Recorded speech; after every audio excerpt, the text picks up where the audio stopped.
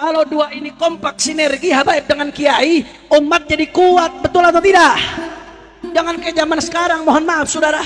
Saya lihat ada orang yang memang lihat betul potensi persatuan habaib dengan kiai ini bisa membangkitkan umat saudara. Akhirnya apa yang terjadi?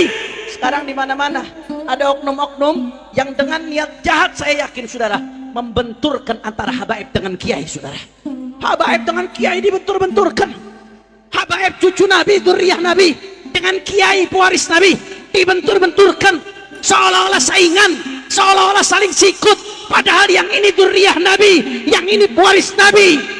Assalamualaikum warahmatullahi taala wabarakatuh. Terkait dengan ceramah yang disampaikan oleh Habib Hanif bahwa sekarang ini ada adu domba antara kiai dengan para habaib, ada 3 hal yang ingin saya sampaikan di sini. Pertama, mengenai konsep adu domba. Adu domba tuh begini konsepnya. Ada kiai, ada habaib. Ada kiai, ada habaib. Sementara ada pihak ketiga, di mana pihak ketiga ini bukan kiai, bukan juga habaib. Tiba-tiba pihak ketiga ini mengadu domba antara kiai dengan habaib. Nah, konsep seperti ini bisa disebut sebagai adu domba, di mana pihak ketiga ini mengadu domba antara kiai dengan habaib. Konsepnya sekarang tidak begitu, Pak. Konsepnya adalah Kiai Imaduddin mengkritik nasab para habaib. Jadi secara konsep sudah tidak bisa disebutkan bahwa Kiai Imaduddin itu sedang mengadu domba antara kiai dengan para habaib, karena Kiai Imaduddin sendiri itu adalah seorang kiai. Jadi dari segi konsep sudah gagal untuk mengatakan bahwa terjadi adu domba antara kiai dengan habaib. Itu yang pertama. Yang kedua begini, dulu Gus Dur pernah dikatakan begini, Gus Dur itu buta mata dan buta hati. Itu sudah main fisik loh Pak, sudah menghina fisik.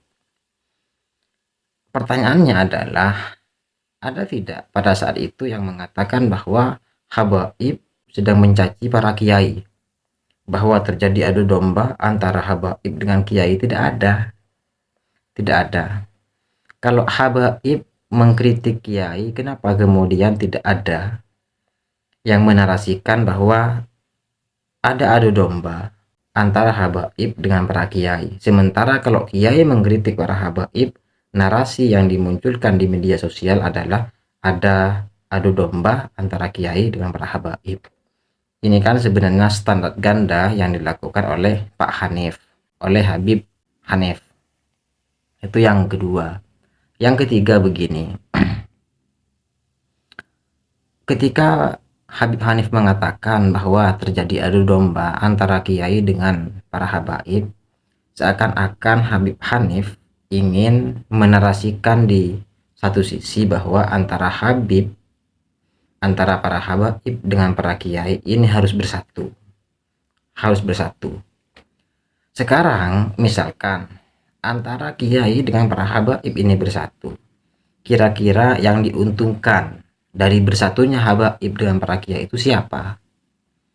Baik secara status sosial maupun secara status keagamaan. Secara status sosial, pasti para habaib itu akan berada satu tingkat di atas kiai. Sementara di sisi agama, para habaib tetap berada di satu tingkat, berada di atas para kiai.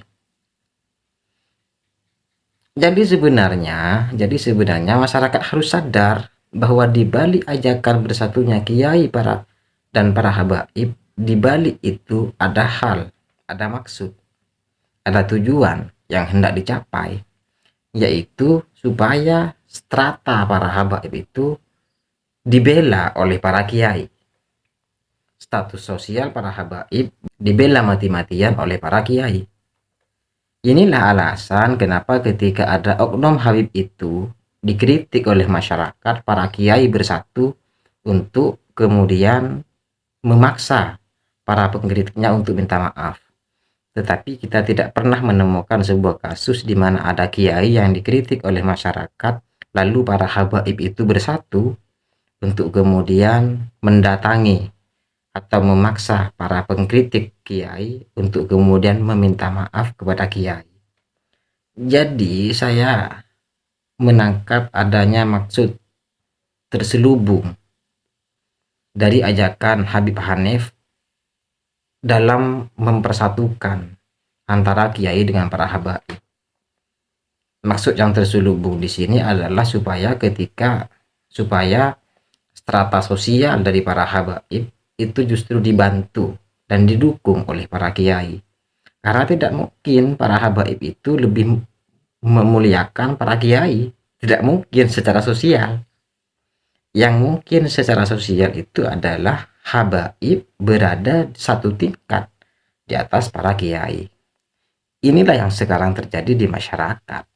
Nah, untuk poin yang ketiga ini saya sebelumnya minta maaf jika analisa saya ini adalah salah, dan tidak mungkin sebuah analisa itu kemudian dipaksakan sebagai sebuah kesalahan maupun sebagai sebuah kebenaran. Saya pun juga tidak memaksa bahwa analisa saya ini pasti benar, dan apa yang disampaikan oleh Habib Hanif itu adalah semata-mata untuk kemudian menjaga strata sosial dari para habaib untuk kemudian dijaga oleh para kiai. Dan itu bukan berarti saya sedang menuduh bahwa di balik ceramah itu ada maksud tertentu, tidak, tetapi itu hanya sebatas analisa saya yang sekali lagi yang sebuah analisa itu dimungkinkan untuk salah maupun benar.